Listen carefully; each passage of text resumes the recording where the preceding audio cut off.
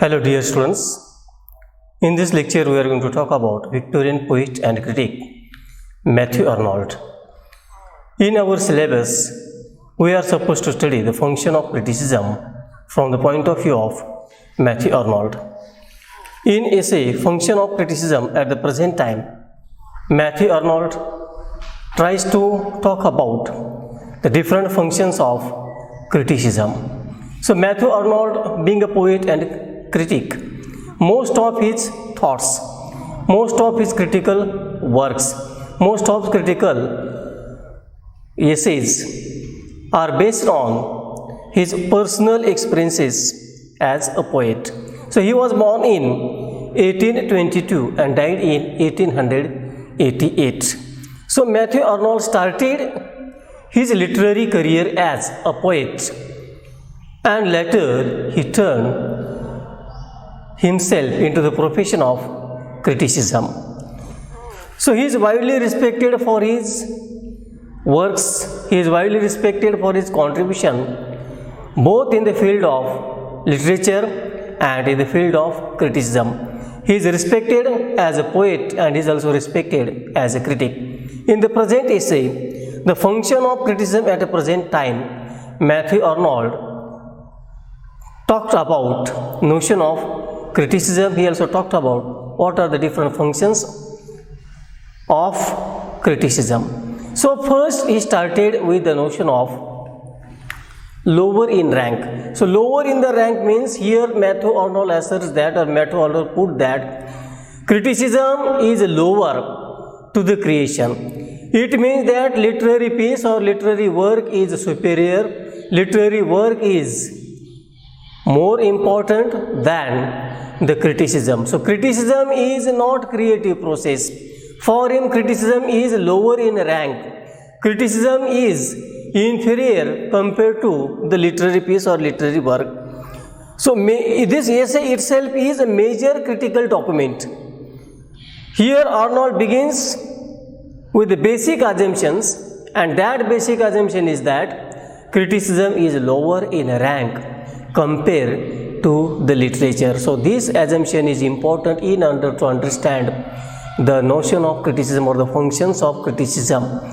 So Matthew Arnold here asserted that, or explained that, or pointed out that criticism is a function, criticism is important activity, criticism is essential activity, but as far as the comparison between literature and criticism is concerned, he gave upper hand to the literature, because literature is a creative process, and for him criticism is inferior, criticism is lower in rank compared to the literature. So criticism is inferior to creative writing. So creative writing here refers to the literature. So we know that literature can be in the form of poem, it can be in the form of play, it can be in the form of drama. So whatever is the writing, whatever is the literary piece is there, it involves process of creation, and that is why Matthew Arnold put that literary criticism is inferior, literary criticism is lower in rank compared to the creative writing, that is literature, it is lower. So criticism is inferior compared to the creative writing. So creation of great works of art, as far as the creation of the writing of the great works of arts or the classics is concerned, or the masterpieces are concerned, it is not always equally possible. So all the time the process of creation cannot be there. For the process of creation, certain sort of passion, certain sort of imagination, emotions, and sometimes intellectual ability is important. So these all things cannot be possessed by a person, and it is not possible for human beings or the writers to compose literary piece. It is not possible for all the time to be a creative and to write a literary work or create a literary piece. So creative power, that is power of writing, power of composing a poem, power of writing a novel or writing a drama. So creative power consists of ideas. So ideas are important in the process of creation of literary work or writing literary work. And we know that it is not possible for all the time the person to experience or go through the best ideas. So that is why Matthew Arnold wrote here that creation is not equally all the time possible. No doubt creation is superior, no doubt creation is higher compared to the criticism, but equally it is impossible for all the time to be a creative, because basis of creation, basis of writing a literary piece is based on ideas, and ideas, that is the best ideas, is not always possible. After that he writes, creative power consists of ideas, but best and noble ideas may not always be current. Literary piece is based on ideas. The best and noble ideas make the literary piece masterpiece, but it is not all the time possible for the writer to present or to bring the best ideas or experience or feel the best ideas while attempting or while composing a literary piece or writing a literary work. So ideas are sometimes missing. Creative epochs in literature are so rare. So epoch refers to age or period. So creative period in history of literature is rare. So Matthew Arnold told here that creativity is important. Creativity makes the literature superior form. The creativity consists of best ideas. Creativity is based on noble ideas. But these best and noble ideas cannot be found all the time in the history of literature. That is why it is a rare phenomenon. So rarely we can come across the best or noble ideas in literature. After that, for great creation, Matthew Arnold writes that for great creation, for composition or writing of masterpieces or literary work, the power of man and the power of moment must conquer. So there should be the unification of power of man and the power of moment. So time and the writer, both things are important. When they go hand in hand, there will be the birth of masterpiece, because it will be based on best and noble ideas. After that, Matthew Arnold writes that the 19th century society, particularly talks about the English society, it lacks vigorous and intellectual life. Lack of intellectual life in the 19th century. So 19th century English society, there was lacking of vigorous intellectual ability to understand a literary work or literary pieces. So the 19th century English society crippled natural power of the Romantics. So 19th century society was unable to comprehend, understand the intellectual ability or capability of the writers of that time, of that period. And Matthew Arnold put it here as if they were the crippled, the society was crippled, they were unable to appreciate or understand, evaluate or go through or to pursue the Romantics. So they perceived Lord Byron as empty, Lord Byron as empty of matter, Shelley as incoherent, and Wordsworth as wanting in completeness and variety. So this was the observation of the society of the Romantics.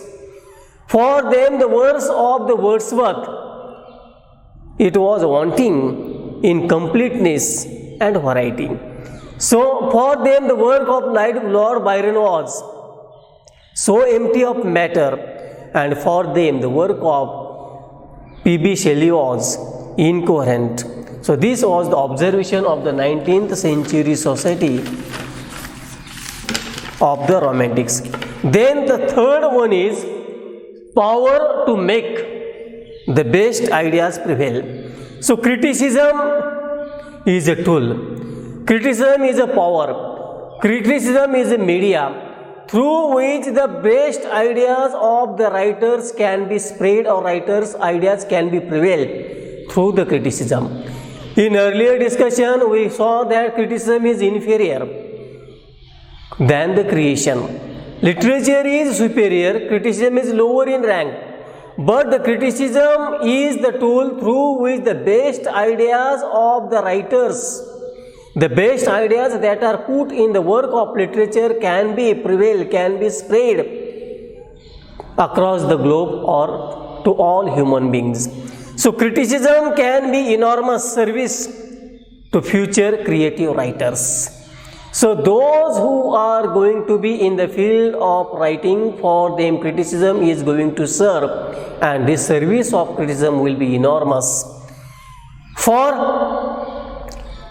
Matthew Arnold writes, it is the business of criticism to know the best known and thought in the world.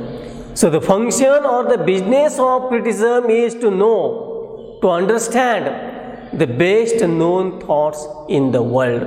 So whatever the ideas in the world which are the best, so these best ideas can be prevailed, can be spread through the business of criticism, and that is why Matthew Arnold wrote, the function of criticism is, the business of criticism is to propagate the best known ideas and thoughts in the world. So criticism tends to produce an ultimately an intellectual and spiritual atmosphere by which creative genius can be inspired. So the objective of criticism is to propagate, to prevail the best known thoughts and ideas in the world. Then criticism, its ultimate end is, which tends to produce an ultimately an intellectual and spiritual atmosphere. So intellectual and spiritual atmosphere can be created through the criticism. The evaluation and interpretation of the given literary work can be done through the criticism, and in this way the best known ideas and thoughts that are presented in the literary work can be prevailed everywhere, can be presented before the mankind or human beings. Then great creative epochs are preceded by great epochs of criticism. So criticism and creativity, that is the creation of literary piece, are interrelated activities. So criticism is inferior, criticism is lower, but it is as equally important as writing a book or creative writing. So literary work or literary piece is as equally important as criticism is, because through criticism, ideas, through criticism, best known thoughts, through criticism, we can inculcate the atmosphere of spirituality. Then after that, Matthew Arnold writes, the exercise of curiosity, the function or the business of criticism is, in that is he writes that it is the exercise of curiosity. So in order to be successful, criticism must be essentially the exercise of curiosity. So in order to become successful in the profession or the business of criticism, in order to make a fair and a right criticism of the given literary piece or literary work, so there should be unending curiosity as far as the literary work is concerned. It is essential. This curiosity is essential to make the criticism. So it is fine quality. So curiosity is a fine quality. Curiosity is the best quality. So curiosity is a desire to know the best. That is why it is called as fine quality. So curiosity is important. Curiosity is essential for appropriate criticism, and this curiosity is called as a fine quality because it is a desire to know the best.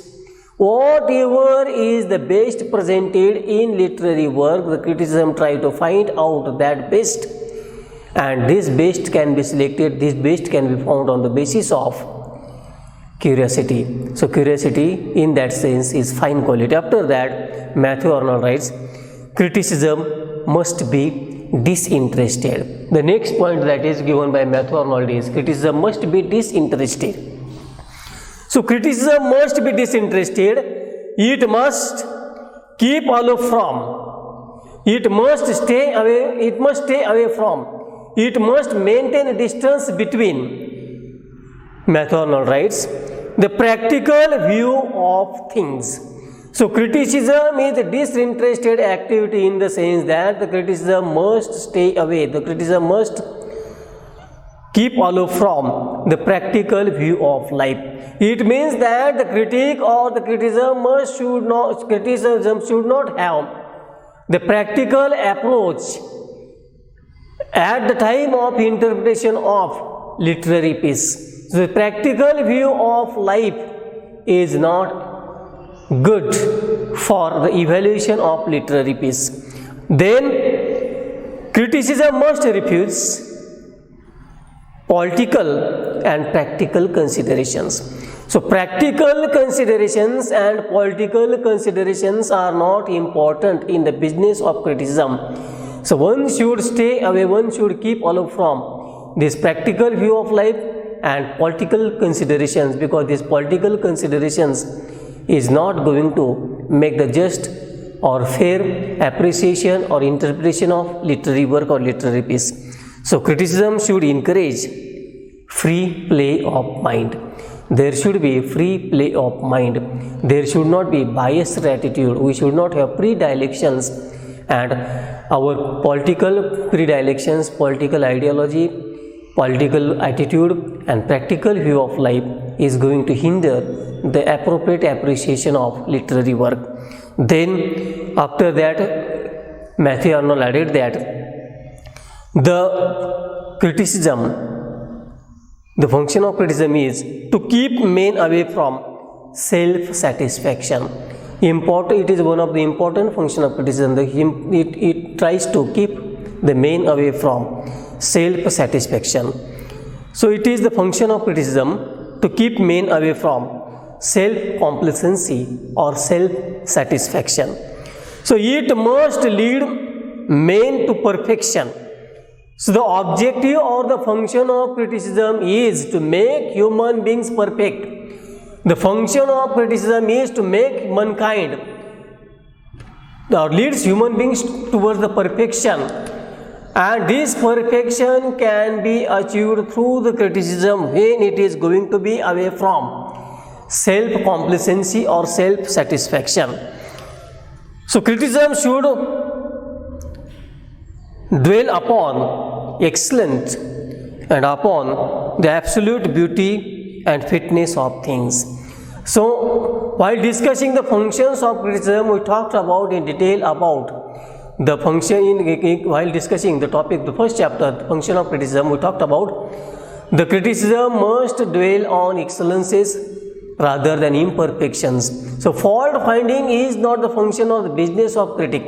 So the criticism should try to focus his attention on the whatever the excellence, whatever the beauty and whatever the fitness of things have been presented in given literary work, rather than imperfections, rather than weaknesses, rather than shortcomings.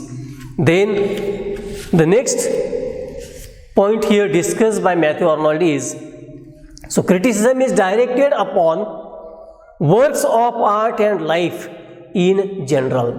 So criticism is directed upon works of art, that is literary piece, and life in general. This is the seventh point. Criticism is directed upon works and life in general. So criticism is to be directed not only upon works of art, but it is also directed upon life of human beings. A critic must resist the temptation to indulge in false estimates. So false estimates should not be there. Criticism or the critic should try to be away from false estimation, false interpretation or analysis of the given literary work. So he must try to avoid the temptations that come in the way of the estimation of literary work. Even literary work, if it has some practical utility, the critic must not recommend it unless it has genuine worth. So practical utility, no doubt literary piece may have some practical utility. Practically it may be useful, but it should not be only referred, it should not be recommended, it should not be considered as the best, because it does not have genuine worth. So it should have genuine worth, it should have best ideas, then it should be referred, it should be called as best literary work. So in this essay, Matthew Arnold also talked about the false standard of judgment. In false standard of judgment, Matthew Arnold talks about personal and historical standard of judgment. In personal, he talks about, so personal estimate is false. Personal estimate is incorrect, because in personal estimate, while estimating the literary work or literary piece or work of art, critic tries to estimate the literary piece on the basis of his likes and dislikes. So this judgment cannot be fair, this judgment cannot be appropriate, this judgment cannot be sound, this judgment will be incorrect, this judgment will be misleading, because there will be element of likes and dislikes of the critics. So critics likes, critics area of interest, critics dislikes come in the way of the judgment of the literary work. That is why he called it as personal estimate is misleading, personal estimate is not good. The personal estimate have a great power to sway the poet's work. Poetry rises above personal predilections. In poetry, there is lack of personal predilections. Poetry is a creative activity. So it is not activity where the critics interest, critics likes and dislikes should come in the way at the time of evaluation of the literary work or literary piece. So this personal estimate, the personal standard of evaluation of literary work is not good. After that he talks about historical standard. So as far as historical standard is concerned, the critic tries to evaluate or interpret or judge the given literary piece on the facts related to the life of the writer. So life of the writer is not important, though here the writer call it as fallacious. So poem may be historically valuable, but it may not be valuable as a literary piece. So it results in historical, eruptive and aggressive. So criticism, it should be fair, it should be based on, which is based on historical, and personal estimate is going to be historical, it is going to be eruptive and it is going to be aggressive. So that is why both historical estimate and personal estimate of literary work is misleading. After that, Matthew Arnold talks about the right method. So this method is also called as the touchstone method. This method is also called as a comparative method.